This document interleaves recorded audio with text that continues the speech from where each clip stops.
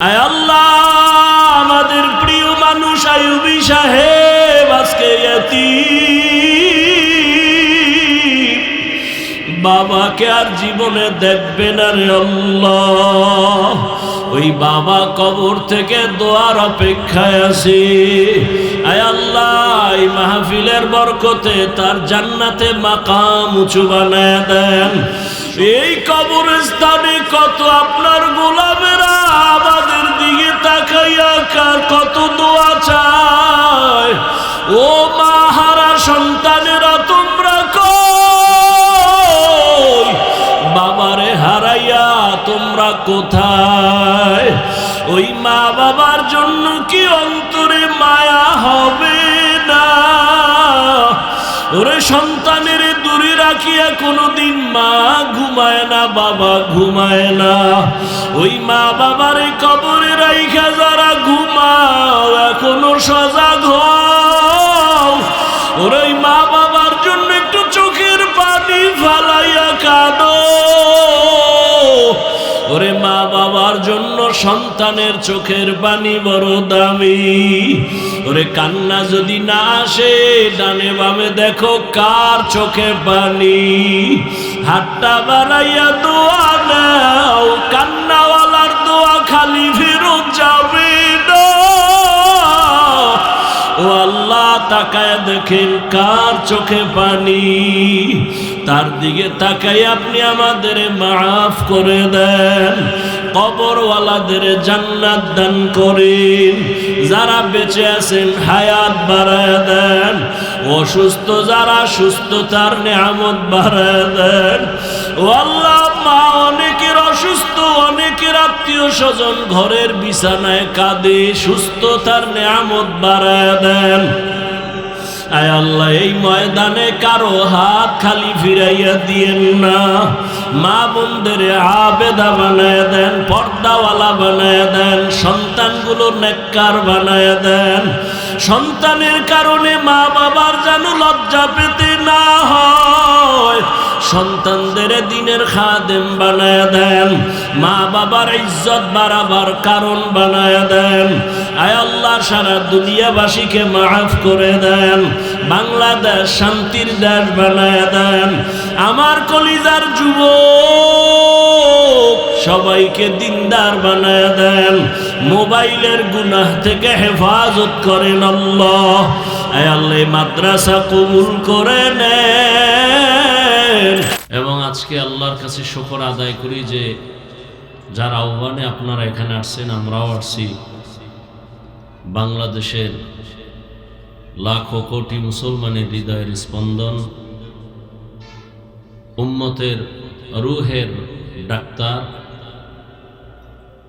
উলামায়ে আহলে হকদের তরজুমান হযরতুল আল্লাম খালিদ সাইফুল্লাহ আইয়ুবী দামাত বারাকাতুহুম, অন্যান্য হযরত উলামায়ে কেরাম, বিভিন্ন জায়গা থেকে আগত আল্লাহ পাকের আশিকিন, জাকিরিন, শাকিরিন, মুহিব্বিন, মুরব্বিয়ান আযম, কলিজার টুকরা আমার সমবয়সী যুবক বন্ধুগণ, স্নেহের ছোট ভাই, পর্দার আড়ালে মা বোনেরা, আল্লাহ পাকের দরবারে শুকর যে আল্লাহ আমাদেরকে সুস্থ রেখেছেন এবং পৃথিবীর শ্রেষ্ঠ মজলিস, উলামায়ে আহলে হকের মজলিস, গুনাহ মাফের মজলিস, তওবা কবুলের মজলিসে আমাদেরকে আসা বসার তৌফিক দান করেছেন। শুকর আদায়ার্থে করি আলহামদুলিল্লাহ। দরুদ ও সালাম সৈয়দুল মুরসালিন, রাহমাতুল লিল আলামিন, শফিউল মুজনিবিন, খাতামুন নবিয়্যিন, সৈয়দুস সাকালাইন, ইমামুল মুরসালিন হযরত মুহাম্মদুর রাসূলুল্লাহ সাল্লাল্লাহু আলাইহি ওয়া আলিহি ওয়াসাল্লামের উপর। সর্বোপরি শুকর যাদের অক্লান্ত পরিশ্রমের মাধ্যমে আজ সুন্দর আয়োজন, সময় পরামর্শ অর্থ দিয়ে দোয়া করে উপস্থিত হয়ে মাইক লাইট প্যান্ডেলের ব্যবস্থাপনার মাধ্যমে সহযোগিতা যারা করেছেন, প্রত্যেককেই আল্লাহ পাক খিদমতের বরকতে দুনিয়াতে শান্তি, পরকালে মুক্তির ব্যবস্থা করে দেন। দীর্ঘ সময় দেশের শীর্ষস্থানীয় হযরত উলামায়ে কেরামদের পবিত্র জবানে কোরআন সুন্নাহ ভিত্তিক দিক নির্দেশনামূলক আলোচনা শুনছেন। উলামায়ে কেরামের কথাগুলো সকলকেই সহি তরিকায় আমল করার তৌফিক দান করেন। উলামায়ে কেরামের ইজ্জতকে আল্লাহ বেশি বেশি বাড়ায় দেন। যারা উলামায়ে কেরামের বিরুদ্ধাচরণ করে আল্লাহ তাদের হেদায়াত দান করেন। আমি আপনাদের দোয়া নেওয়ার জন্য হাজির হয়েছি এবং সংক্ষিপ্ত দু চারটি কথা বলার নিয়তে কোরআনে হাকিমের এক আয়াতে কারিমা, নবীজির একটি হাদিস পড়েছি। ইখলাস ও রুহানিয়াতের সমন্বয়, সহি নিয়তে, সহি তরিকায়, সহি কিছু কথা কোরআন সুন্নাহ ভিত্তিক বলতে পারি, আপনারা শুনতে পারেন, সে তৌফিক আল্লাহ আমাদেরকে দান করেন। ওয়া আম্মা মান খাফা মাকামা রাব্বিহি ওয়া নাহান নাফসা আনিল হাওয়া ফাইন্নাল জান্নাতা হিয়াল মাওয়া। আল্লাহ পাক বলেন, দুনিয়ার মানুষ আমার আদালতে দাঁড়াইয়া হিসাব দেওয়ার ভয়ে যে ব্যক্তি নিজেকে দুনিয়াতে গুনাহ থেকে বাঁচায় রাখবে, মুক্ত রাখবে, আল্লাহ বলেন আমি ওয়াদাবদ্ধ তাকে বিনা হিসাবে জান্নাত দিব। নবীজি বলেন, ইত্তাকিল মাহারিম তাকুন আবাদান নাস। তোমরা আল্লাহর নিষিদ্ধ জিনিস থেকে নিজেকে বাঁচাও, তো আল্লাহ তোমাদের মর্যাদা মানুষের কাছে বাড়ায় দিবেন। আল্লাহ পাক রব্বুল আলামিন দুনিয়াতে মানুষ সৃষ্টি করে মানুষ কিভাবে চললে তার সম্মান ইজ্জত ঠিক থাকবে সে ব্যবস্থাও আল্লাহ নিজেই দিয়েছেন। এবং সেই ব্যবস্থাটা যদি মানুষ গ্রহণ করে বা ধরে রাখে, মৃত্যু পর্যন্ত নয়, মরার পরেও তার সম্মান অক্ষুণ্ণ থাকবে। মানুষ বলে এটাকে মরিয়েও সে অমর, অর্থাৎ সে মরলেও মানুষ তাকে জিন্দা মানুষের মতোই স্মরণ করে। আজকের যাকে উপলক্ষ করে এখানে হাজির হয়েছি, অনেক বড়রা আসছেন, আমাদের প্রিয় মানুষ হযরত খালিদ সৈফুল্লাহ আইয়ুবী সাহেব দামাত বারাকাতুহুম, তার পিতা দুনিয়া থেকে চলে গেছেন। সুযোগ থাকলে আমিও জানাজায় হাজির হওয়ার চেষ্টা করতাম, ব্যস্ততার কারণে আসতে পারিনি। বাকি সমস্ত মুহিব্বিন, মুতাআল্লিকিন, উলামায়ে কেরাম, আপনজনরা কলিজা দিয়া দোয়া করেছেন। এবং এই আয়োজনে হাজারো ব্যস্ততা থাকলে যাকেই বলেছেন সেই আসছেন। আমিও বলছি অবশ্যই যাব ইনশাআল্লাহ, যত ব্যস্ততাই থাক। দোয়া করি আল্লাহ পাক তার কবরকে নূরে নুরানি করে দেন, তার রেখে যাওয়া এই বাগান কিয়ামত পর্যন্ত আল্লাহ হকের উপরে কায়েম ও দায়েম রাখেন। তার আহল এয়াল যারা আছেন, আল্লাহ পাক চূড়ান্ত হেদায়াতের উপরে জীবনকে পরিচালনা করার তৌফিক দান করে। আপনারা মন ভরে দান সদকা করেছেন, ভালোবাসার পরিচয় এগুলো। উলামায়ে কেরামদের সাথে একটু সম্পর্ক থাকলেও কিয়ামতের দিনের বরকতে আল্লাহ জান্নাত দিয়ে দিবেন। আল্লাহ আপনাদের দান মেহনত কবুল করেন, এর বরকতে হায়াতে, ইজ্জতে, রিজিকে বরকত বাড়ায় দেন। তো আল্লাহ পাক রব্বুল আলামিন বলেন, হাসরের ময়দানে আমার আদালতে দাঁড়াইয়া হিসাব দেওয়ার ভয়ে যারা দুনিয়াতেই গুনাহ থেকে নিজেকে বাঁচায় রাখবে, আমি আল্লাহ তাদেরকে জান্নাত দিব বিনা হিসাবে। তো বিনা হিসাবে জান্নাত আল্লাহ দিবেন, ওয়াদা করেছেন। শর্ত কি? দুনিয়াতেই গুনাহ থেকে নিজেকে বাঁচাতে হবে। গুনাহ থেকে বাঁচানোর জন্য যেই পুঁজি দরকার, ওই পুঁজিটা আমাদের অর্জন না হওয়ার কারণে বয়ান শোনার পরেও আমাদের আমলের খাতা শূন্যের কোঠায়। ওই পুঁজিটা যদি অর্জন হয়ে যায়, তা একটা মানুষ দুনিয়ার লাইনে থাকলেও সে আখেরাতমুখী হয়ে যায় শুধু ওই পুঁজির কারণে। ওই পুঁজিটার নাম হলো আল্লাহর ভয়। এই পুঁজিটার এত মূল্য, এই ভয়টাকেই কোরআনের ভাষায় তাকওয়াও বলা হয়, খাশিয়াও বলা হয়। পুঁজিটার যে এত দাম যে আল্লাহ নবীজিকে পর্যন্ত বলেছেন যে আপনি আমাকে ভয় করেন। ইয়া আইয়ুহান নাবিয়্যুত্তাকিল্লাহ ওয়া লা তুতি'ল কাফিরিনা ওয়াল মুনাফিকিন। হে নবী, আপনি আমাকে ভয় করেন, কাফের মুনাফিকের অনুসরণ করবেন না। যে নবীজির কোনো গুনাহ নাই, সন্দেহ করলে তার ঈমান চলে যাবে, সেই নবীকেও আল্লাহ বলেন আমাকে ভয় করেন। তাহলে এই ভয়টা বড় দামি এক সম্পদ। যতক্ষণ পর্যন্ত এই ভয় অন্তরে আসবে না, ততক্ষণ পর্যন্ত বয়ান চলবে, মানুষের জিন্দেগি পরিবর্তন হবে না। আর এই ভয়টা অন্তরে আসার জন্যই উলামায়ে কেরামের মেহনত, বয়ান, হার লাইনে মেহনত চলতেছে, উম্মত যেন আল্লাহকে ভয় করে। দেখেন এখানে আমরা যারা বসে আছি সবাই কিন্তু মুসলমান। আপনার আল্লাহ আমার আল্লাহ দুই না এক? নবী, কাবা, কোরআন, হাদিস, ধর্ম, কালেমা, দুনিয়াতে আরসি সিস্টেমও, বিদায়বেলা কাফনের সংখ্যাও, পুরুষের 3, মহিলার 5টা। কালার আলাদা হবে। কালারও কি কালার হবে? সাদা কালার হবে। কাফনের উপরে লেখা থাকবে মেম্বরের লাশ, কোটিপতির লাশ, বড় হুজুরের লাশ। তাহলে এই বাহাদুরির ভ্যালু কি? আজকে আপনি বাহাদুরি করেন টাকার, ক্ষমতার, আমি বাহাদুরি করি এলেমের, কণ্ঠের। কাফনে ঢুকলে সব বাহাদুরি শেষ। কবরের সাইজও এক নাকি? এলাকার কবর 1 হাত বড়, কবরে রাখার পরে প্রশ্ন 3টা, তাও কি? আমাকে যা আপনাকেও তাই প্রশ্ন করা হবে। রবের পরিচয় দাও, ধর্মের পরিচয় দাও, রাহমাতুল্লিল আলামিনের পরিচয় দাও। তাহলে আপনার আমার আল্লাহ এক, নবী এক, কোরআন এক, কাবা এক, ধর্ম এক, কালেমা এক। তাহলে আপনাকে বয়ান করব কেন? বয়ান তো করব বিধর্মীকে, যারা আল্লাহ চিনে না, নবী চিনে না, কোরআন বুঝে না, হাদিস বুঝে না, আখেরাত বুঝে না। কিন্তু আপনাদেরকে বয়ান করব কেন না? আপনাদের পেছনে ঘুরতে ঘুরতে ঘুরতে ঘুরতে ওলামায়ে কেরাম দিন নাই, রাত নাই, খানা নাই, ঘুম নাই, মাইয়া পোলা, বিবি, পরিবার, কারো খবর নেওয়ার সময় নেই। শুধু আপনাদের পিছনেই তালি দিতেছে। শুধু আমি একা, হাজারো আলেম, তাবলিগওয়ালাদের মেহনত, পীর মাশায়েখের মেহনত, জুমার দিন খতিব ইমামের মেহনত, আমাদের বক্তাদের মেহনত, এরপরও ফলাফল 0। এখানে এত আশিক বসছে, অনেকে ফজর পড়ে নাই, জোহর পড়ে নাই, আসর পড়ে নাই, মাগরিব পড়ে নাই, এশাও পড়ে নাই। অথচ চাপাবাজি করে চায়ের দোকানে বই আমরা তাজা আশেকের রসুল। আছে না নাই? কারণ কি? অথচ বয়ান যা করব, আপনারা এই বয়ান সবাই জানেন। নতুন কোনো বয়ান জিব্রাইল দিয়া যায় নাই। মিথ্যা বলা হারাম, গালি দেওয়া হারাম, গীবত করা হারাম, চুরি করা হারাম, ডাকাতি হারাম, সুদ খাওয়া হারাম, ঘুষ খাওয়া হারাম, মদ পান করা হারাম, গাঞ্জা খাওয়া হারাম, তাস খেলা হারাম, জুয়া খেলা হারাম, ক্যারাম বোর্ড হারাম, লুড্ডু হারাম, মা বাবার সাথে বেয়াদবি হারাম, আলেমের বিরুদ্ধে যুদ্ধ ঘোষণা দেওয়া হারাম। এগুলি জানেন না? সবই জানেন।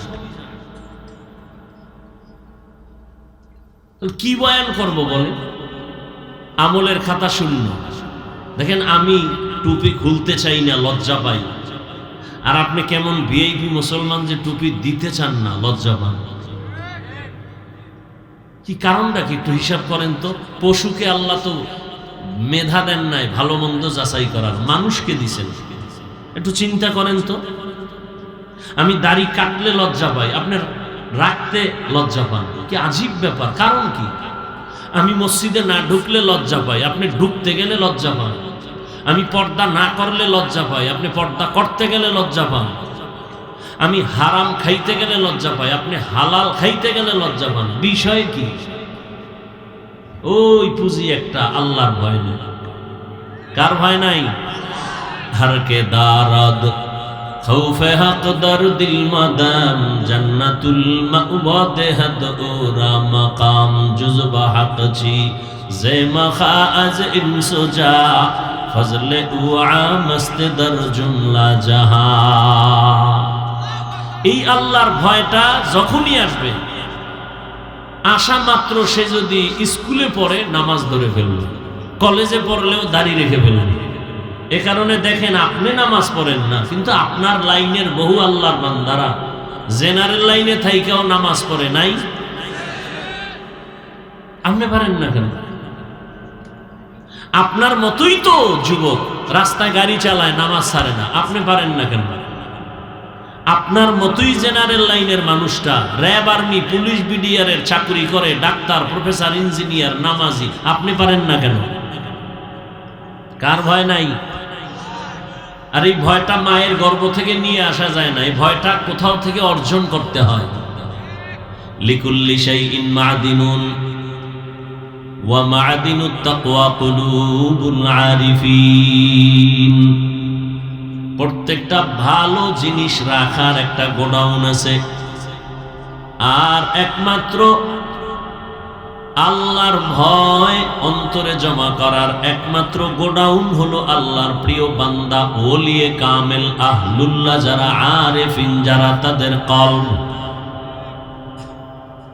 এই জমিনের মধ্যে যারা আল্লাহর প্রিয় আশিক আহলুল্লাহ যারা, আমরা সাধারণ ভাষায় বলি ওলিয়া উলিয়া, এদের কলব হলো তাকওয়ার গোডাউন, আল্লাহর ভয়ের গোডাউন।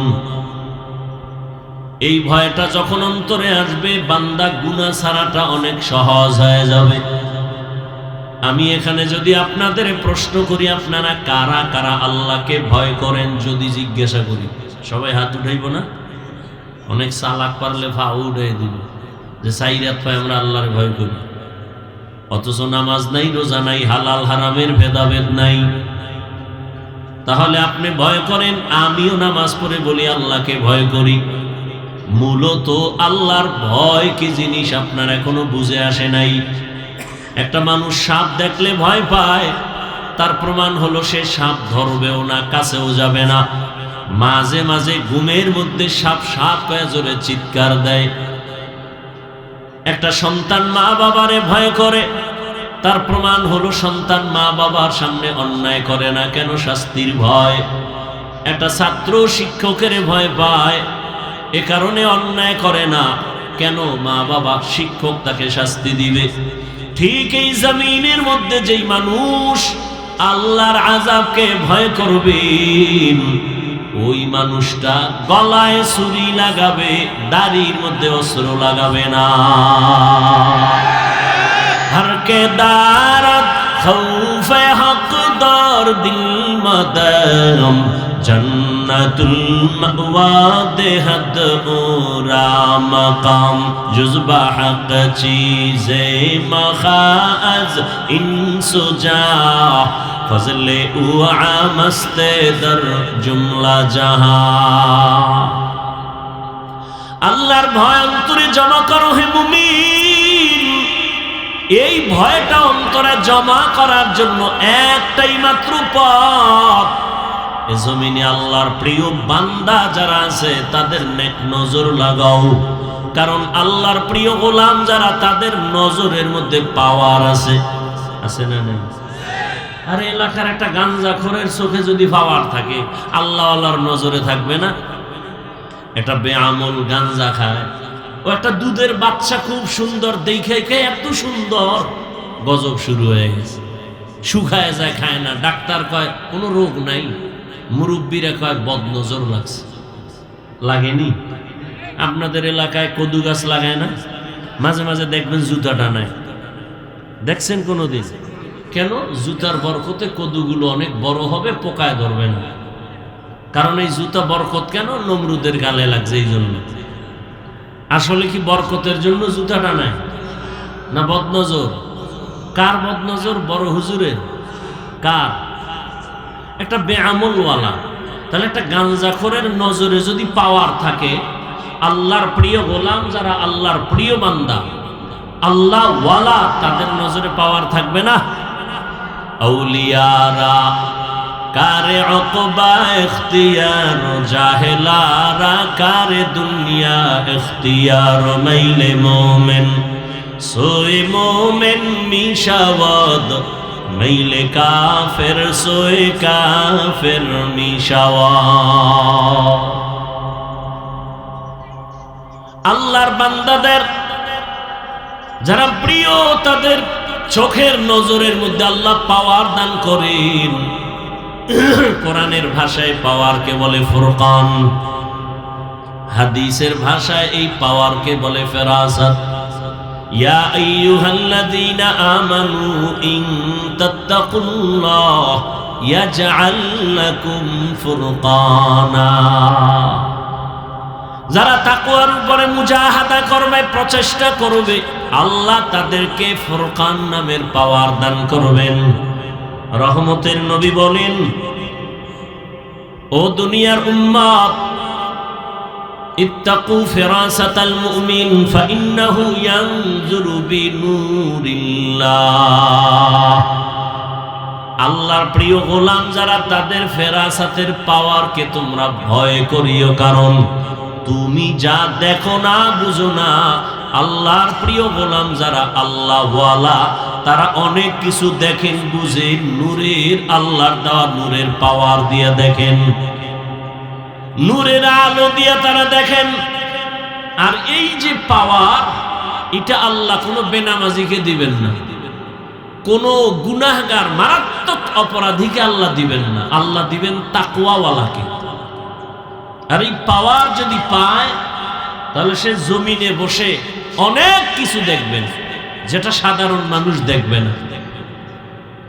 খলিফাতুল মুসলিমিন ওমর ফারুক রাদিয়াল্লাহু তাআলা আনহু খুতবা পড়তেছে, হঠাৎ করে খুতবার মাঝখানে একটা অপ্রাসঙ্গিক আওয়াজ দিলেন, ইয়া সারিয়াতাল জাবাল, ইয়া সারিয়াতাল জাবাল, ইয়া সারিয়াতাল জাবাল। এই সারিয়া, পাহাড় পাহাড় পাহাড়। ওমর যেখানে আওয়াজ দিছেন, এখান থেকে সারিয়া 2000 কিলোমিটার দূরে ইরানে যুদ্ধ করে। সারিয়াকে জিজ্ঞাসা করা হলো, সারিয়া, ওমরের আওয়াজটা শুনছুনি? বলে, কাছে বসিয়া যেভাবে শোনা যায় তেমনি শুনছি। আউলিয়ারা কারে উকবা ইখতিয়ার, জাহেলারা কারে দুনিয়া ইখতিয়ার।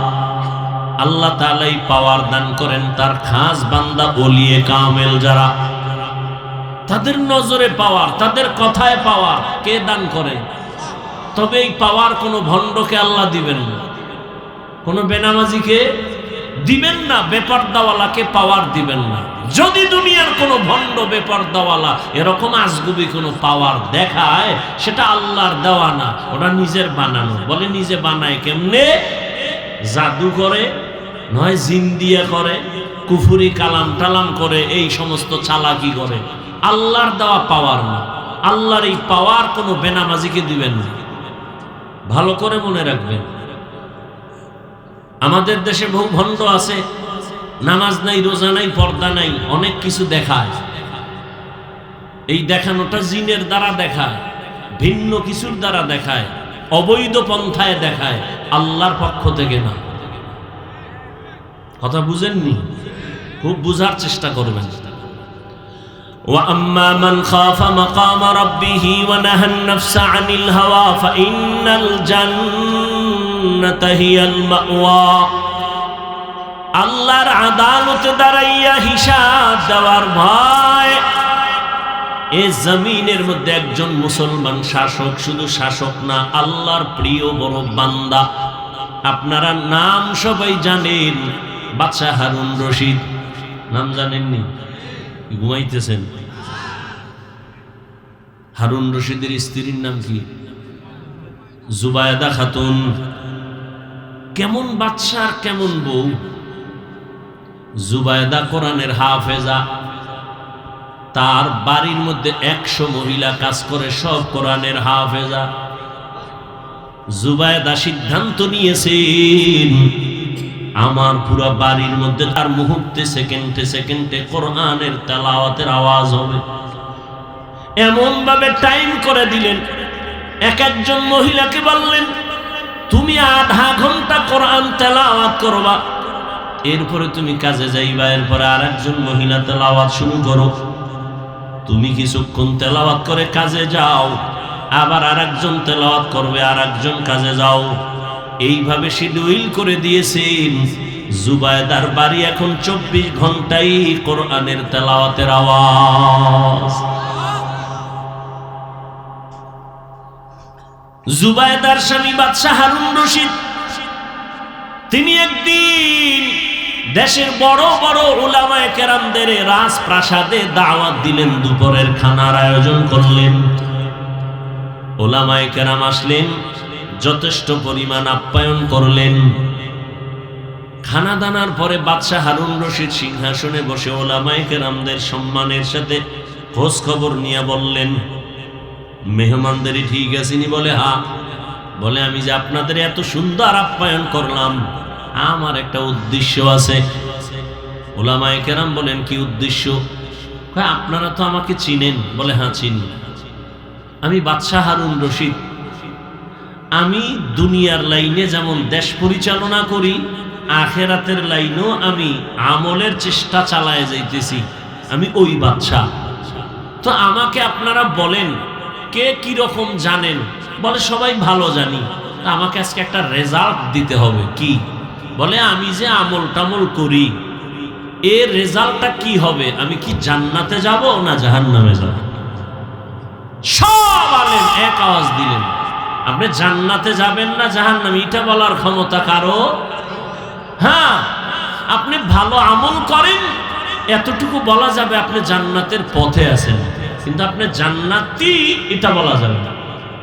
অথবা আপনি অন্যায় করেন, বলা যাবে আপনি জাহান্নামের পথে আছেন, কিন্তু আপনি জাহান্নামী বলা যাবে। বাদশাহ হারুন রশিদ মজাক করে বললেন, তা আপনাকে খাওয়াইয়া লাভ হইল কি? একটা রেজাল্ট যদি দিতেই না পারেন আমি জান্নাতি না জাহান্নামী, তো লাভ হইল কি খাওয়াইয়া? বাদশাহ নিরাশ। ঠিক আছে, আর কি করার, আপনারা চলে যান। মনটা বড় খারাপ, উলামায়ে কেরামও পেরেশান হয়ে গেলেন। বাদশার আপ্যায়নে আমরা আপ্যায়িত হলাম, কিন্তু তার মনের চাহিদা পূরণে একটা সমাধান দিতে পারলাম না। ভরা মজলিসের ভেতরে দেশের বড় বড় বড় বড় উলামায়ে কেরাম সব চুপ হয়ে গেলেন। যখন সবাই বিদায় নিবে এমন সময় পেছন থেকে একটা 9 বছরের বালক দাঁড়ায় গেলেন। দাঁড়ায় বললেন, বাদশাহ যাবো না, বেয়াদবি মাফ করবেন, যদি আপনি অনুমতি দেন আপনার জবাবটা আমি দিব। সুবহানাল্লাহ। সারাদিন বিড়ি ঠেললে সুবহানাল্লাহ কইবেন কেমন? আল্লাহ হেদায়েত দান করেন। জিন্দেগি মে বন্দেগি তু কর নাহি, जिंदगी में बंदगी तू कर नहीं, जिंदगी बे बंदगी शर्मिंदा है, जिंदगी बे बंदगी शर्मिंदा है। यहाँ हम सब मुसाफिर दिल ना लगा,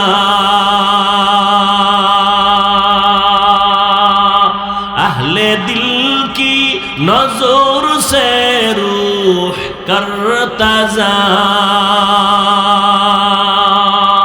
शाह दौलत सब फकीर गर नेक नहीं, शाह दौलत सब फकीर गर नेक नहीं, जिंदगी में बंदगी तू कर नहीं, जिंदगी में बंदगी तू कर नहीं, जिंदगी बे बंदगी शर्मिंदा है, जिंदगी बे बंदगी शर्मिंदा है, जिंदगी में बंदगी कुन बंदगी, बंदगी बे जिंदगी शर्मिंदगी। 9 বছরের বালক দাঁড়ায় গেল। বাদশা বলে ওকে আসার সুযোগ দাও। 9 বছরের বালক সামনে দাঁড়াইয়া বলেন, বাদশা জাহাপনা আপনার প্রশ্নটা কি আবার বলেন। বলে আমার প্রশ্ন হলো আমি বাদশা হারুন রশিদ জান্নাতি নাকি জাহান্নামী। 9 বছরের বালক বলে জবাবটা তো আমি দিব। বলে হ্যাঁ, তবে আপনার কাছে প্রশ্ন, যে প্রশ্ন করে সে কি উপরে, না যে জবাব দেয় সে একটু বড়। বাদশা হারুন রশিদ বলে জবাব যিনি দিবে তুলনামূলক তো কিছু সময়ের জন্য হলেও সে বড়। 9 বছরের বালক বলে বেয়াদবি ক্ষমা করবেন, আমাকে সিংহাসনে বসাইয়া আপনি নিচে নেমে আসেন। বাদশা তো দুনিয়াদার গাদ্দার না, বাদশা তো একটু দিনদার, অহংকারী ভাব নাই। উজিরকে বলে নিচে আমাকে বসার বিছানা দাও, 9 বছরের সন্তানটাকে আমার সিংহাসনে উঠাও। বাদশা হারুন রশিদ নিচে চলে গেলেন। 9 বছরের বালক বাদশা হারুন রশিদের সিংহাসনে বসিয়াই বাবা মাত্রই বলে, আল্লাহ যাদের এলেমের নূর দান করেন তাদের সম্মান তো এমনই হয়। আল্লাহ যাদের এলেম দান করেন তাদের সম্মান তো এমনই হয়। এত বড় বাদশা আসছে নিচে বসে গেছে, আর এলেমের বরকতে আল্লাহ আমাকে অনেক উপরে উঠায় দিলেন। এটা আমার চেহারার গুণে না, এলেমের বরকতের কারণ।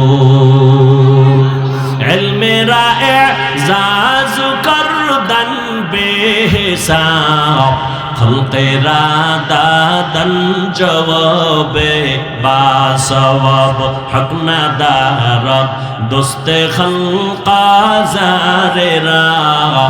মিস্তে ই খসলত একে দিনদারেরা। এলেম ওয়ালার থেকে জমিনে সম্মানিত আর কেউ নাই। মহামারী করোনায় তাকাইয়া দেখছো,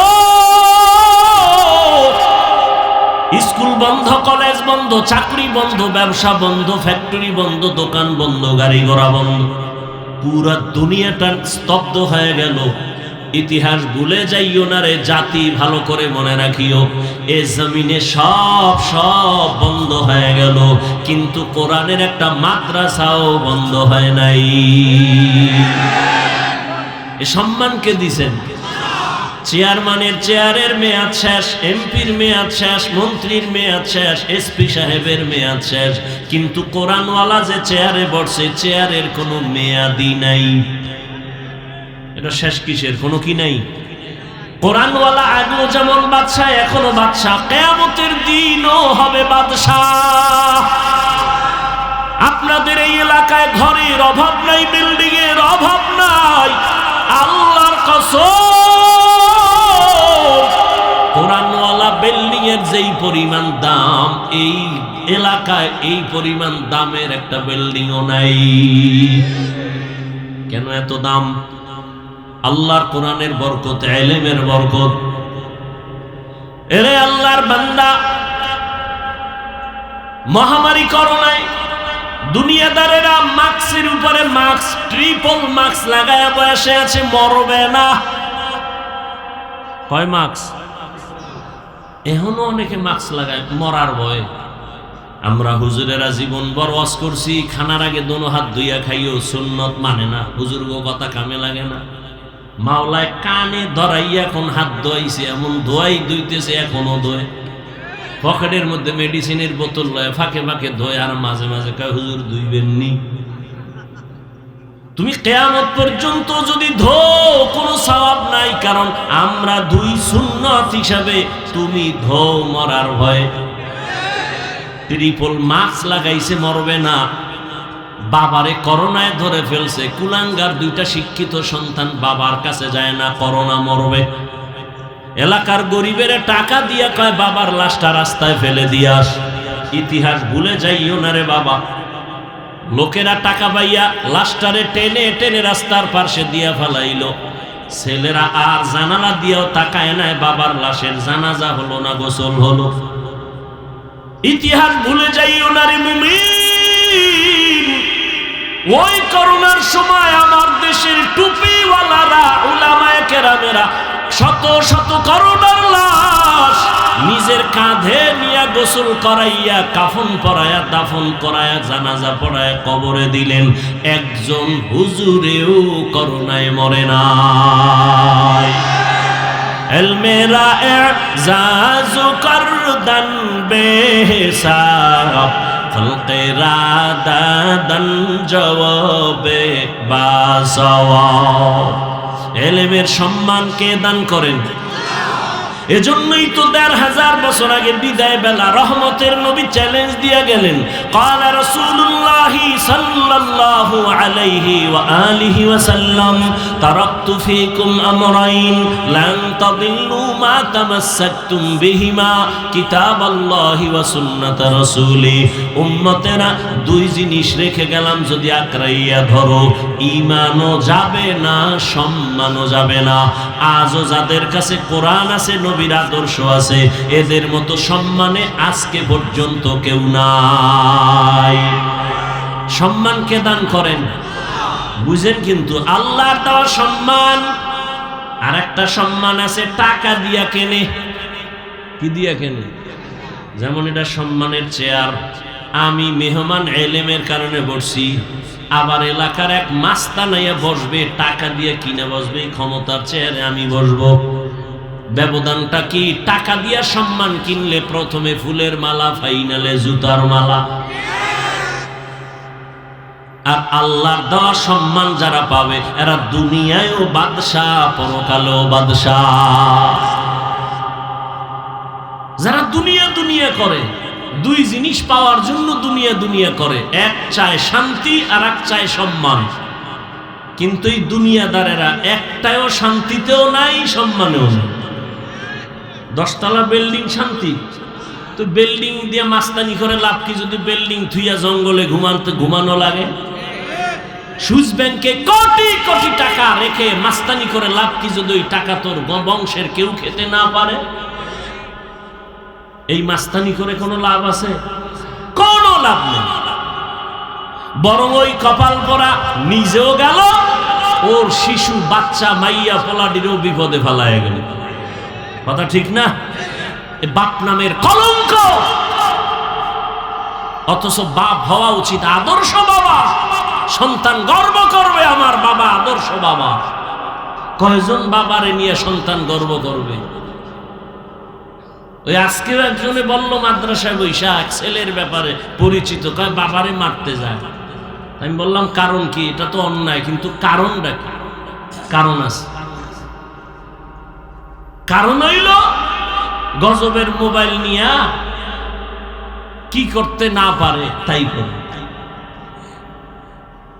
ঘরে ঘরে ঘরে ঘরে জেনা চলে সারা রাত। ছেলে এক রুমে ঘুমায়, সেও মোবাইল দিয়ে জেনা করে। চোখের জেনা, কানের জেনা, জবানের জেনা, অন্তরের জেনা। মেয়ে আর এক রুমে ঘুমায়, সেও সারা রাত মোবাইল চালায়। স্ত্রীও মোবাইল চালায়, স্বামীও মোবাইল চালায়। ঘরটা পুরা জেনার কারখানা বানাইছে। উচিত ছিল আল্লাহর গজব পইরা ধ্বংস হয়ে যাওয়া। ঘুম থেকে উঠা দেখা উচিত ছিল চেহারাটা শুকর হয়ে গেছে। কেন হয় না? মুহাম্মদের উম্মত হওয়ার কারণে হয় না। চিল্লিনারে নবীর উম্মতেরা কেমন মায়ার নবী আমার। যেই নবী জীবনে কোনোদিন একটা মিথ্যা কথা বলেন নাই রে মুমিন। যেই নবী কোনোদিন তার জবান মোবারকে কোনোদিন একটা গালি দেন নাই। হাজারো গালি শুনছেন, একটা গালির জবাবও দেন নাই। প্রত্যেকটা মানুষ যদি চিন্তা করে, স্বামী হইয়া যদি চিন্তা করে রহমতের নবী স্ত্রীর সাথে কেমন আচরণ করছেন, শুধু এতটুকু ভাবে। কি করছেন জানার দরকার নেই, শুধু ভাববে নবী কি আচরণ করছেন। জানি না, কিন্তু কি করছেন অবশ্যই ভালো করেছেন। শুধু এতটুকু ভাবলে কোনো স্বামী স্ত্রীর উপরে জুলুম করবে না। প্রত্যেকটা বাবা যদি ভাবে রসুল সন্তানের সাথে কেমন আচরণ করছেন, শুধু এতটুকু ভাববে, ওই বাবা কোনোদিন সন্তানের উপরে জুলুম করবে না। প্রত্যেকটা সন্তান যদি এইভাবেই ভাবে, কারণ আমার নবী তো আদর্শ, দুই জিনিস ধরে রাখলে ঈমান যাবে না, সম্মান যাবে না। রহমতের নবী আমার ওই দুই জিনিস দিয়ে গেলেন, এখনো যদি ধরে রাখে, যাদের কাছে আছে খালি আলেম না, দুনিয়ার লাইনেও যদি এই দুই জিনিস যারা ধরে রাখছে তারা এখনো সম্মানে আছে, কোনো পেরেশানি নাই। ইজ্জত আল্লাহ তাদেরকে দিছেন, সম্মানও দিছেন, ঈমানও ঠিক আছে। ওই 9 বছরের বালক সিংহাসনে বসিয়া কয়, এলেমের সম্মান তো এমনই হয়, এলেমের কারণে সম্মান, এই সম্মান আল্লাহ দান করেছেন। এই এলেমের বরকতের কারণে তো এই এলাকায় সম্মান, এই ছাত্রদেরও সম্মান। যার কাছে এলেমের নূর আছে তার কাছে কোনোদিন অসম্মান গিয়া ধাক্কা লাগবে না। আমি একদিন মাদ্রাসায় বৈশা ওই যে মক্তবে ছোট ছোট ফোলাফান পরে বাচ্চারা, নবী কইছে এলেম শিখলে সম্মান, তোরা তো আলেমও নাই, মাত্র আলিফ বাতা পইরা অর্ধেক পড়ছো, কেউ আম পড়া পড়ছো, যতটুকু পড়ছো ততটুকু সম্মান কিন্তু তোরা পাইতেছো। ভাই কেমনি? আমি যখন বাড়ি যাও, তোর ভাই বোন আসেনি? কহা আছে। তোর আম্মা জান সবাইরে অর্ডার দেয়, তোরে দেয় না। ভাই বোনেরা কয়, অরে কও না কেন? মা কয় হাফেজ সাপ। মা কয়নি? হ্যাঁ হাফেজ সাপ বাড়ি এসে 3-4 দিন বেড়াইতে, ওর বাড়ি তো এটা না, ওর বাড়ি তো মাদ্রাসা। মা অর্ডার দেয় না কেন? আমার বাচ্চাটা কোরআন পড়ে, মজা কইরা আনন্দে কয় হাফেজ সাপ, অথচ কোনো কোরআন শরীফ পুরোপুরি নিতেও পারে নাই। যতটুকু আল্লাহর ইলম অন্তরে নিছে ততটুকু সম্মান মায়ের থেকেই শুরু হয়ে গেছে। বাবাও মোহাব্বত করে, সম্মান করে, ওরে কোনো কাজের অর্ডার দেয় না, অন্য ভাই বোনের অর্ডার দেয়, এটা কর সেটা কর। মাদ্রাসায় পড়ার ছেলেটারে অর্ডার দেয় না। আল্লাহ সম্মান এখনো রাখছেন। এই সম্মান নেওয়ার জন্য বান্দা জমিনে ইলমওয়ালার সাথে সম্পর্ক লাগাও। 9 বছরের বালক বলে, বাদশা এবার আবার প্রশ্ন করেন। বাদশা বলে, আমি বাদশা হারুন রশিদ জান্নাতি না জাহান্নামী বলো। 9 বছরের বালক বলে, রে বাদশা আমার একটা প্রশ্ন আছে। বলে কি? জীবনে আপনার কোনোদিন এমন ঘটনা ঘটছে নাকি? বলে কি? আপনি চাইলেই সুন্দরী রমণী রূপসী পাইয়াও জিনা করতে পারতেন, এমন সুযোগ পাওয়ার পরেও বিনা দ্বিধায়, কোনো চাপে না, শুধু আমার আল্লাহর কাছে জবাব দেওয়ার ভয় আপনি জিনা করেন নাই। এমন কোন ঘটনা আপনার হইছে? বাচ্চা হারুন রশিদ চোখের পানি ছেড়ে দিছে, দিয়া কয়, রে বাবা এই রকম ঘটনা একবার আর দুইবার না, বহুবার আমার সামনে এ দেশের বড় সুন্দরী আসছে, আমি চাইলেই গুনাহ করতে পারতাম, তবে আল্লাহর আদালতে দাঁড়াইয়া হিসাব দেওয়ার ভয় আমার অন্তরে জমা যখন হয়ে গেছে, আমি একবারও জিনা করব দূরের কথা, 2 চোখ দিয়া সুন্দরের দিকে তাকাইও নাই। আমার অন্তরে ভয়, আমি মালিকের আদালতে কেমনে দাঁড়ায়া জবাব দিব। এই রকম কয়েকবার হয়েছে, আমি সুযোগ পাইছি কিন্তু আল্লাহর ভয়ে গুনাহ করি নাই। 9 বছরের বালক কয়, আমি নিশ্চিত বললাম আপনি বাদশা হারুন রশিদ জান্নাতি। সব উলামায়ে কেরাম দাঁড়ায় গেল। আমরা এত বড় বড় আলিম কেউ বলতে পারি নাই তুমি 9 বছরের বালক, কেমনে বলেছো বাদশা হারুন রশিদ জান্নাতি? 9 বছরের বালক বলে, আমি 9 বছরের হলে কি হবে? আল্লাহ আমাকে ইলম দান করেছেন, ইলমের নূর। আমি দলিল ছাড়া বলি নাই, ডাইরেক্ট আমি কোরআন থেকে দলিল দিব। বয়স কম এই জন্য ইলম কম না। কয়েক মাস আগে এক মাদ্রাসায় বয়ান করতে গিয়া একটা ছাত্রের পাগড়ি দিলাম, 8 বছর বয়স, 6 মাসে হাফেজ হয়ে গেছে। আর আপনি এত বড় পণ্ডিত, আদর্শ লিপি 10 পৃষ্ঠা মুখস্থ পারেননি? পারেন? 10 পৃষ্ঠার আদর্শ লিপি এটাই পারেন না, আর 8 বছরের সন্তান 6 মাসে হাফেজ। কার কুদরত? আম্মা জান আয়েশা রাদিয়াল্লাহু তাআলা আনহা রহমতের নবীর সাথে 6 বছরের বয়সে বিবাহ। ও পর্দার আড়ালের আম্মা জানেরা, ভালো করে শুনেন। আম্মা জান আয়েশা রাদিয়াল্লাহু তাআলা আনহার 6 বছর বয়সে নবীর সাথে বিয়া হয়ে গেল। 9 বছর বয়সে আম্মা জান নবীর ঘরে আসলেন। 18 বছর যখন বয়স, রহমতের নবী দুনিয়া থেকে চলে গেলেন। হিসাবটা বুঝলে বলেন, আম্মা জান আয়েশা নবীজির ঘর করলেন কতদিন? 9 বছর। টোটাল বয়স কত? আমগো বোনদের তো 18তে বিয়েই হয় না। আবার এর মধ্যে আর এক দলে আগুন জ্বালায় দিছে, বাল্য বিবাহ হবে না, আছে না নাই? এক দলে আগুন লাগায় কয় বাল্য বিবাহ চলবে না, তো কি চলবে? কয় আকাম চলবে, আকাম। বিবাহ চলবে না, আকাম চলবে। এই যত আকাম হচ্ছে, বাল্য বিবাহ বন্ধ করে যারা আকামের রাস্তা খুলে দিছে, সব গুনার একটা অংশ এই বিবাহ বন্ধকারী আল্লাহর দুশমনের আমল নামায় চলে যাবে। কি সুবহানাল্লাহ! কয় ভাই দাওয়াত? কয় আলহামদুলিল্লাহ। কয় আপনার বাড়ি? কয় নাউজুবিল্লাহ। আম্মা জান আয়েশা রাদিয়াল্লাহু তাআলা আনহা মাত্র 9 বছর রহমতের নবীর ঘর করেছেন। এই 18 বছরের বয়সের 9 বছরে আম্মা জান কি পাইলেন? আম্মা জান বলেন, রহমতের নবীর নেক দোয়া লাগছে তো আমি 2000-এর উপরে হাদিসের হাফেজা হয়ে গেছি। আমনে গো বউরা ভারে 2-1টা হাদিস, তা এমনি আহলে হাদিস। হাদিস পারেন না, কেমনে আহলে হাদিস হইলেন? আল্লাহ হেদায়েত দান করুন। এই যে একটা কিলাকিলি শুরু হয়েছে গো, বাহাদুরি কি রমজান আইছে না?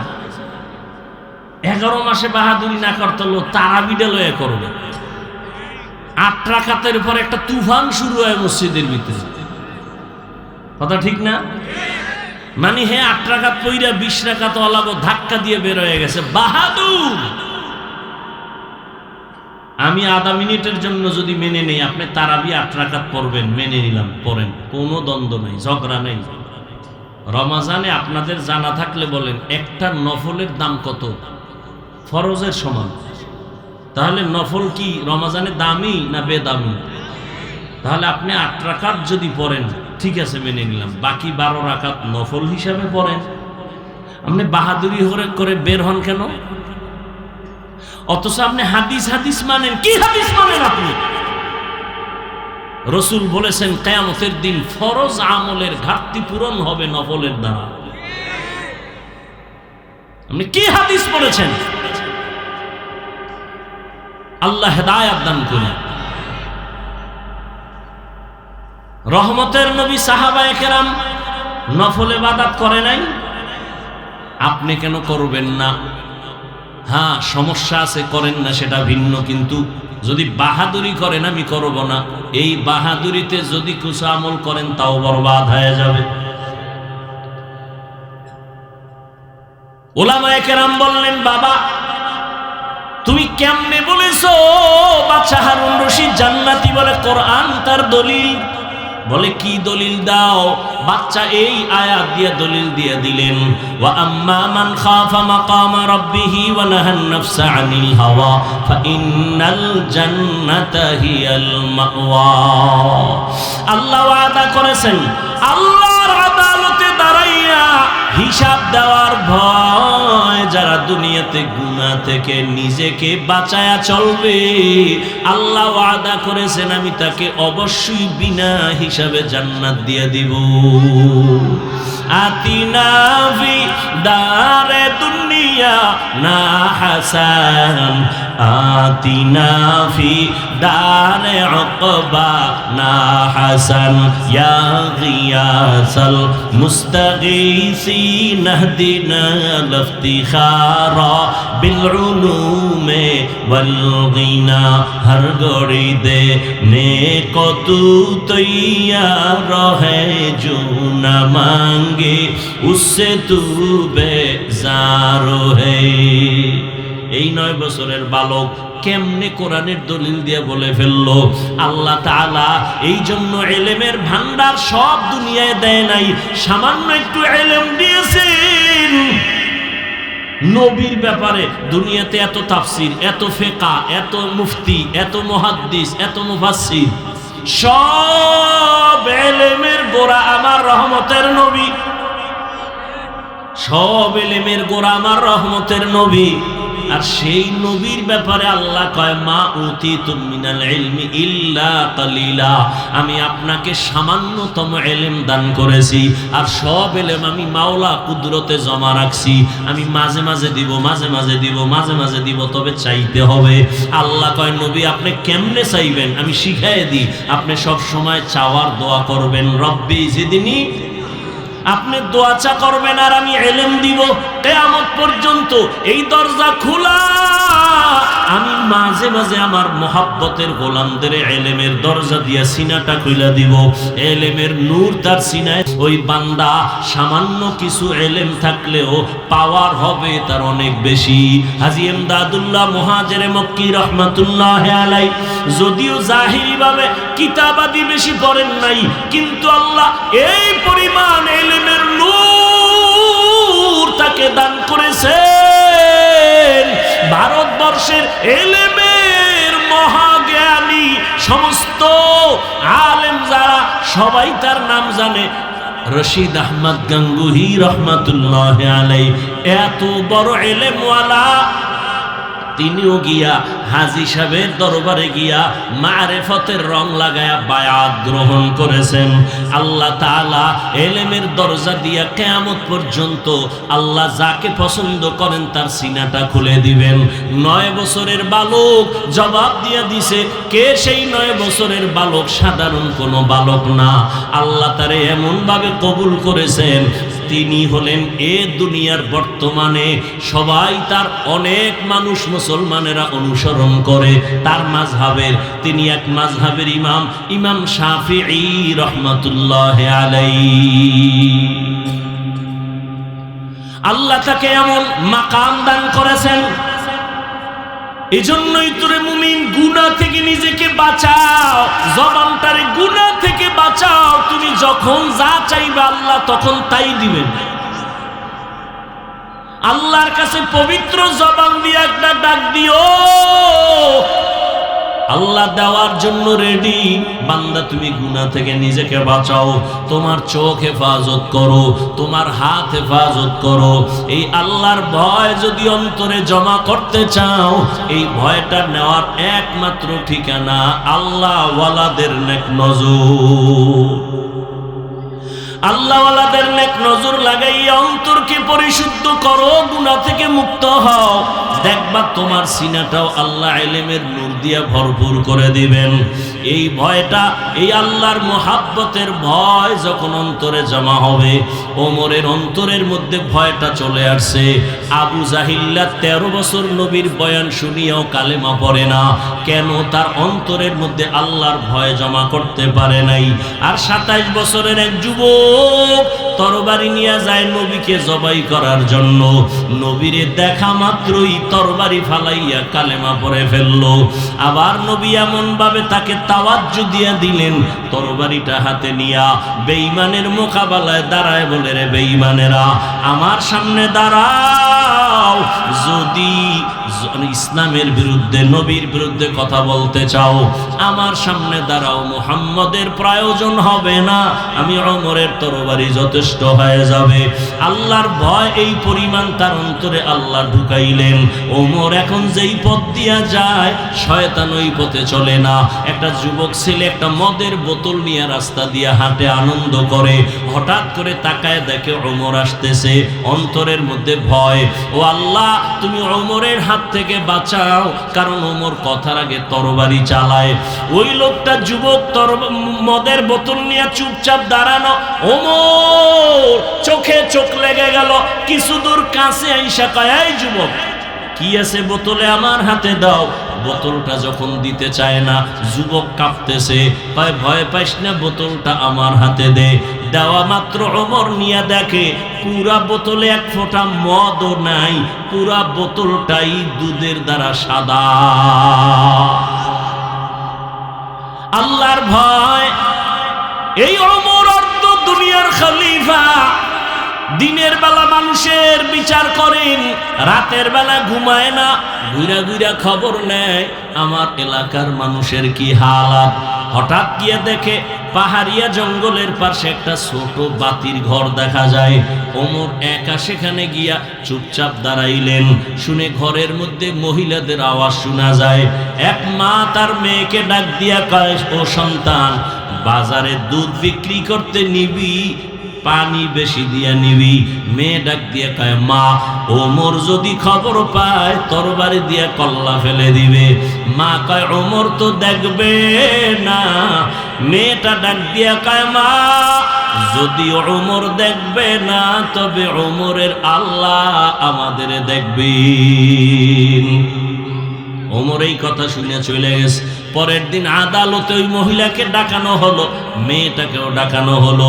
সম্মানের সাথে ওমর বললেন, ও পর্দার আড়ালের মা, আপনার মেয়েটা এত সুন্দর, আল্লাহ ভীতি নিয়ে চলে, আমি বড় মুগ্ধ।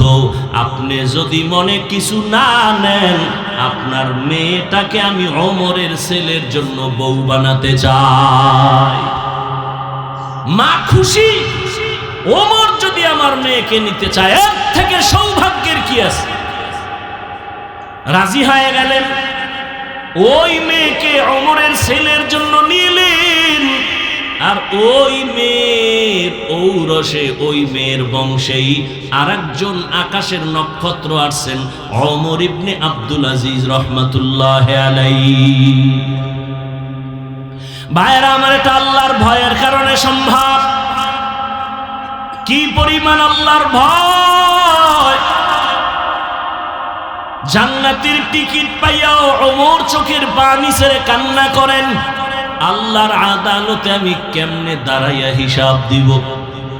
রহমতের নবী বলেন, আমি একদিন এশার নামাজ পড়ে ঘুমায় গেলাম। আমি আম্মা জান আয়েশার হুজরায় ঘুমাই, মসজিদ তো পাশেই, আয়েশার হুজরায় ঘুমাই। আমার ঘুমটা এমন যে আমার চোখ বন্ধ থাকে, আমার অন্তর কখনো ঘুমায় না। রাতের গভীরে হঠাৎ আমার ঘুমটা ভেঙ্গে যাচ্ছে, কি যেন একটা কান্নার আওয়াজ আমার কানে আসতেছে। আমি সজাগ হইয়া টের পাইলাম যে মসজিদের মধ্যে কে যেন কান্না করে। আমি আস্তে করে উঠলাম।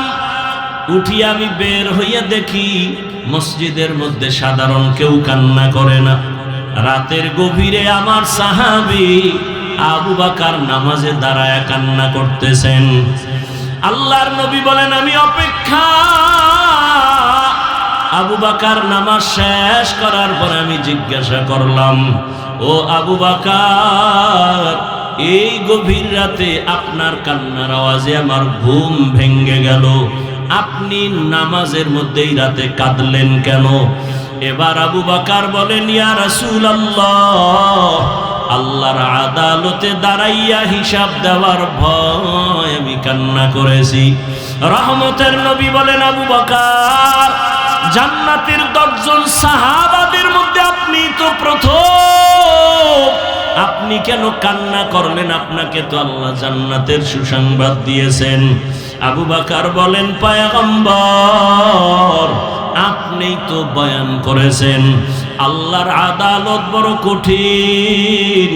হাসরের ময়দানে সব মানুষ উলঙ্গ দাঁড়াবে, এমন অবস্থা হবে হাসরের মাঠে, যেই হাসরের ময়দানে সূর্যের গরমে জমিনটা তামা হয়ে যাবে, জাহান্নামের আগুনের গরম।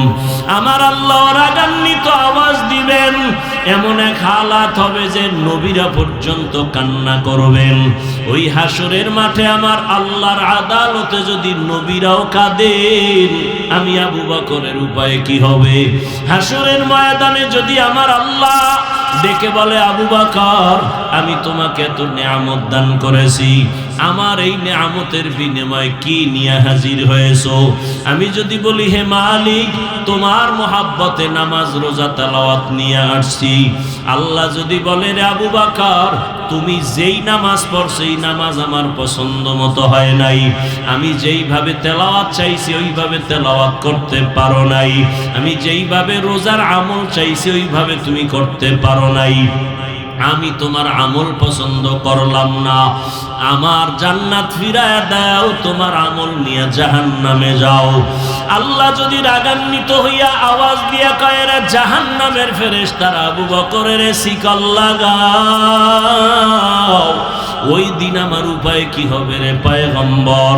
ওই আদালতে মানুষগুলো পাগলের মতো হয়ে যাবে, নবীরা কান্না করবেন, ওই সময় আমার কি উপায় হবে? এই ভয়ে আমি কান্না করতেছি।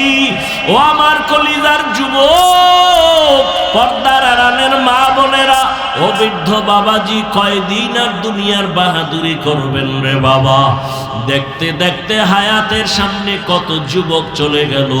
ও আমার যুবক বাবারা, আমি তোমাকে একবারও বলি নাই তুমি মাদ্রাসায় যাও, আমার মতো টুপি লাগাও, তাবলিগে যাও, পীরের কাছে যাও, বরং আমি বলবো তুমি স্কুলে পড়ো, কলেজে পড়ো, চাকরি করো, ব্যবসা করো, বাধা নাই। তবে অনুরোধ, তুমি নবীর আদর্শওয়ালা ডাক্তার হও, ইঞ্জিনিয়ার হও, মা বাবার সাথে বেয়াদবি করিয়া কপাল নষ্ট করিও না, শিক্ষকের সাথে বেয়াদবি করে কপাল পুরিও না, ওলামায়ে কেরামের দোয়া নিয়ে নবীর মোহাব্বতে সামনের দিকে আগাও। শুরুতেই বলেছিলাম তোমার মতো কত যুবক জেনারেল লাইনে থাকিয়াও নামাজ ছাড়ে না, বেপরদায় চলে না। তোমার মতো কত যুবক রাস্তায় গাড়ি চালায়, নদীতে মাছ ধরে, জমিনে কাজ করে, নামাজ পড়ে। বলো বাবা তুমি কেন পারবা না? এই যে পার্শ্বে কবরস্থান, কতজন আর আপনজন ওখানে পড়ে আছে, অনেকের মাও নাই, বাবাও নাই। আজকে কত বাহাদুরি করিয়া চলো রে বাবা, চোখের সামনে যদি মরণ আসিয়া যায়, তাকায় তাকায় দেখবা, কথা বলার আর শক্তি হবে না। আজকে আমি বলি, আমার বাড়ি, আমার গাড়ি, আমার সব, আরে আমার আজরাইল আইসা যদি রুহুটা নিয়ে যায়, আমার আপনজনের আমার গায়ের গেঞ্জিগুলো বেলেট দিয়া কেটে কেটে রাখবে, সাদা কাফনে প্যাকেট বানায় আমাকে ঘর থেকে নামায় দিবে। আজ আমার ঘড়ি আর একজনে হাতে দিয়া বলবে, এটা হাফিজের ঘড়ি, এটা আমার ঘড়ি।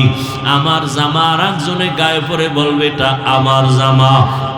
আমার বাড়ি অন্যেরা ঘর করে থাকবে, বলবে এটা আমার বাড়ি। এইভাবে বিদায় দিয়ে আমাকে ওই বাঁশবাগানে রেখে আসবে, ওই অন্ধকার কবরে তখন আর কেউ থাকবে না। এরে আল্লাহর বান্দারা, ওই কবরে প্রশ্ন হবে সবার বেলায় তিনটা, রবের পরিচয় দাও, ধর্মের পরিচয় দাও, রহমাতুল লিল আলামিনের পরিচয় দাও। যারা জবাব দিতে পারবে, নবীজি বলেন তাদের কবর হবে রওজাতুম মির রিয়াজিল জান্নাহ। আর যারা জবাব দিতে পারবে না, তাদের কবর হবে হুফরাতুম মিন হুফারিন নার। কে জবাব দিতে পারবে, কে পারবে না জানা নাই। আমি হুজুর, আমি পারবো গ্যারান্টি নাই। আপনি হুজুর না, আপনি পারবেন না তাও বলা যাবে না। ওরে হে, মরণের সময় কার হেদায়াতের কালেমা জারি হবে বলা যায় না। ওরে আল্লাহর বান্দারা, তবে দুনিয়াতে যদি নেক আমল নিয়ে গুনাহ থেকে বাঁচিয়া মরণের বিছানায় যাওয়া যায়, হয়তো আমার মাওলা আমলের বরকতে, আলেমদের নেক নজর লাগলে জবানে কালেমা জারি হয়ে যাবে। ও আমার যুবক বাবারা, পর্দার আড়ালের মা বোনেরা, কয়দিন আর দুনিয়ায় থাকবেন? ও পর্দার আড়ালের মা, আপনার মতো কত মা পর্দা করে, নামাজ পড়ে, মোবাইলে সময় নষ্ট করে না, স্বামীর মাল খেয়ানত করে না। আপনারা কেন পারবেন না রে মা? সন্তান আল্লাহ দান করেছেন, একটা সন্তানকে আপনি ভালো আদর্শওয়ালা বানায় যান। আজকে এই স্টেজে ৬-৭টা সন্তানের মাথায় পাগড়ি দেওয়া হলো, কোরআনের হাফেজ হয়ে গেছে। এদের মা বাবার জীবন কত ধন্য। আপনি কি পারেন না আপনার সন্তানকে আদর্শওয়ালা বানাবেন? ডাক্তার হলেও যেন কোরআন পড়িয়া মা বাবার জন্য দোয়া করে, ইঞ্জিনিয়ার হলেও যেন নামাজ পড়ে, কোরআন পড়িয়া মা বাবার জন্য দোয়া করে। আপনার সন্তানটা কেমন আদর্শওয়ালা বানায় যাবেন? আপনার অবদান আর দোয়া ছাড়া এই সন্তানগুলো কোনোদিন মানুষ হতে পারবে না। ও আমার কলিজার যুবক, যতই বাহাদুরি করো, মা বাবার চোখের পানি আর দোয়া ছাড়া আল্লাহর কসম এই চেয়ারে বসতে পারি নাই। ওই মা বাবার চোখের পানি আর দোয়া ছাড়া কোনোদিন কেউ মাওলানাও হতে পারে নাই। ওই মা বাবার চোখের পানি আর দোয়া ছাড়া তুমি টাকা পয়সা গাড়ি বাড়ির মালিক হতে পারো নাই। আজকে ওই মা বাবাকে যারা কবরে রাখিয়া বসছো, ওই মা বাবার জন্য একটু চোখের পানি পাঠাইয়া দাও। ওই মা বাবার কত কান্না, কত চোখের পানি তোমার আমার পেছনে ছিল। বাবা মা জীবনে বহু কষ্ট করে তোমাকে আমাকে মানুষ বানাইছে। বাবা এমনও গরিবী হালাতে জীবন কাটাইতেন, মাঝে মাঝে মনে চাইতো ইলিশ মাছ দিয়া খানা খাবে, টাকার অভাবে মাছ কিনতে পারে নাই। মায়ের মনে চাইতো মাঝে মাঝে ফল খাবে, বেদানা খাবে, টাকার অভাবে খেতে পারে নাই। আজকে সন্তান তোমার এত টাকা, এত পয়সা, এত বাড়ি, এত গাড়ি, তোমার ঘরে এত ফল, ফ্রিজে এত মাছ, চাইলেও আর তুমি মা বাবারে খাওয়াইতে পারবা না। ওই বাবায় সাদা কাপড়ের প্যাকেট হইয়া কবরে ঘুমায়। ওরে মোনাজাতের পরে সবাই যখন বাড়ি যাইবা, অনেক সন্তানেরা গিয়া বলবে আম্মু দরজা খোলো। অনেকের মা বাবায় সারা দিয়া বলবে বাবা ঘুমাই নাই, তাড়াতাড়ি আসো। আর একদল তোমার মতো সন্তান কিন্তু মা নাই, বাবাও নাই, জীবনে আর কোনোদিন বাবা বলে ডাক দিতে পারবে না, আর কোনোদিন বাবার চেহারাটাও দেখবে না। ঈদের নামাজ পড়িয়া একটা যুবক কবরের কিনারায় দাঁড়ায় কান্না করে। ও যুবক, ঈদের দিন বড় আনন্দ বাদ দিয়ে তুমি কবরের কিনারায় কেন কান্না করো? যুবক বলে ভাই, গত বছর ঈদের সময় আমার বাবা আমার পাশে দাঁড়াইয়া নামাজ আদায় করেছিলেন। বিদায় আমার মা আমাকে ঈদগাহে যাওয়ার সময় দোয়া করেছিলেন। আজকে যখন আমি ঈদের নামাজে বের হইতেছি, হঠাৎ করে আমার মা বাবার কথা স্মরণ হয়ে গেল। আমি তাকাইয়া দেখি বাবার বিছানাটা খালি, আমার পাশে আজকে দাঁড়ায় নামাজ আদায় করবে। আমার মাও নাই যে আমার মাথায় হাত দিয়া দোয়া করবে। ও আমার বাবারা, যার মা বাবা এখনো বেঁচে আছে, দোয়া নিও। ওই রত্ন হারায় গেলে আর জীবনে কান্না করিয়াও পাইবা না। ওই বাবার জন্য দোয়া নাও, মায়ের দোয়া নাও। বাসায় গিয়ে বলিও মা, তোমার দোয়া যদি না দাও আমার হেদায়েতের দরজা খুলবে না। মা জীবনে বহু কষ্ট দিয়েছি, দয়া করে মাফ করে দাও। মাথায় হাত দিয়া দোয়া করে দাও। মা যদি মাথায় হাত দিয়া দোয়া করে, আর সে আজিমে দোয়া চলিয়া যাবে। ওই মা বাবা হারাইয়া যারা কবরস্থানের পার্শ্বে হাজির, দুই ফোঁটা চোখের পানি ছেড়ে আল্লাহর কাছে দোয়া করিও। গুনার কারণে আজকে চোখ না পাক, জিহ্বা না পাক, অন্তর না পাক, পাথরের মতো দিল শক্ত, কান্নাও নাই। ওরে যাদের চোখে পানি আছে, পারলে হাতটা বাড়াইয়া দোয়া নিও। আর আল্লাহর কাছে তওবা করিও, মরিয়া গেল আর আল্লাহকে বলিও আল্লাহর নামাজ ছাড়বো না, গুনাহ করব না, মা বাবার বরদোয়া নিব না, আর কোনোদিন নামাজ ছাড়বো না, দাড়ি কাটবো না, বেপরদায় চলবো না, উলামায়ে কেরামের নেক দোয়া নিয়া, মা বাবার দোয়া নিয়া, শিক্ষকের দোয়া নিয়া, নবীর আদর্শ মতে চলবো। তওবা করতে যদি পারো রে বাবা, আল্লাহ সাথে সাথে গুনাহমুক্ত করে তওবা কবুল করে নিবেন। আল্লাহর কাছে তওবা করো হে যুবক বাবা, মা বাবার দোয়া নিয়ে তওবা করো, আর জীবনে নামাজ ছাড়বা না, বেপরদায় চলবা না, দাড়ি কাটবা না, মা বাবার সাথে বেয়াদবি করবা না, শিক্ষকের সাথে বেয়াদবি করবা না, উলামায়ে কেরামের নেক দোয়া নিয়ে নবীজির আদর্শে চলবা। তওবা করার মতো যদি অন্তর তৈরি হয়, মুনাফিকি যদি না থাকে, খাঁটি তওবার নিয়ত যাদের আছে, দুটো হাত আমার আল্লাহকে দেখাইয়া দাও। আয় আল্লাহ, হাতগুলো কবুল করে নেন, তওবা কবুল করে নেন। আয় আল্লাহ, এই কবরস্থানে রাখিয়া কত আপনজন এখানে হাজির,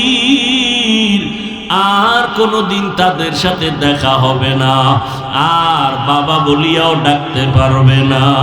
আয় আল্লাহ, আমাদের আইয়ুবী সাহেবের বাবা নাই, আজকে যদি এখানে থাকতেন কলিজা ঠান্ডা হয়ে যাইতো। আয় আল্লাহ, আজকের এই আয়োজনের বরকতে তার কবর জান্নাত বানায়া কলিজা ঠান্ডা করে দেন। আমাদের সবাইকে তওবাওয়ালা জীবন দান করেন, গুনাহমুক্ত হইয়া উলামায়ে কেরামের পরামর্শ নিয়া নবীজির আদর্শে চলার তৌফিক দান করেন। আমিন।